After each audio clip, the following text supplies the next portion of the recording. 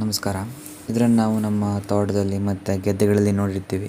ಒಂದೆಲಗ ಅಂತ ಹೇಳ್ತಾರೆ, ಬ್ರಾಹ್ಮಿ ಅಂತ ಹೇಳ್ತಾರೆ. ಇದ್ರ ಮಹತ್ವ ಇತ್ತೀಚಿನ ದಿನಗಳಲ್ಲಿ ತುಂಬ ಜಾಸ್ತಿ ಆಗ್ತಾಯಿದೆ. ಮಕ್ಕಳಿಗೆ ಕೊಡೋ ಪೌಷ್ಟಿಕ ಆಹಾರದಲ್ಲಿ ಸೇರಿಸಿ ಕೊಡ್ತಾರೆ. ಮಕ್ಕಳಿಗೆ ಜ್ಞಾನಶಕ್ತಿ ವೃದ್ಧಿ ಆಗಲಿ ಅಂತ ಕೊಡ್ತಾರೆ, ರಕ್ತ ಶುದ್ಧಿ ಆಗಲಿ ಅಂತ ಕೊಡ್ತಾರೆ.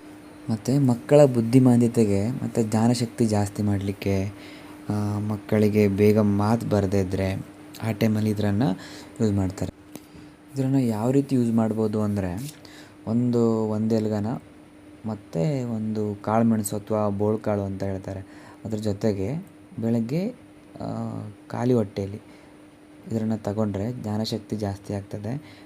ಹಾಗೆ ನೀವು ಕೇಳಿರ್ತೀರ ಬಜೆ ಬೇರು ಅಂತ ಹೇಳ್ತಾರೆ, ಬಜೆ ಅಂತ ಹೇಳ್ತಾರೆ.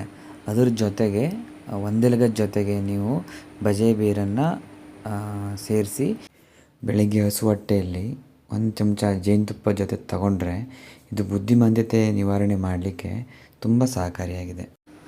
ಇದೇ ರೀತಿ ಹಲವು ತೊಂದರೆಗಳನ್ನು ನಿವಾರಣೆ ಮಾಡಲಿಕ್ಕೆ ಒಂದೆಲಗನ ಉಪಯೋಗ ಮಾಡ್ತಾರೆ.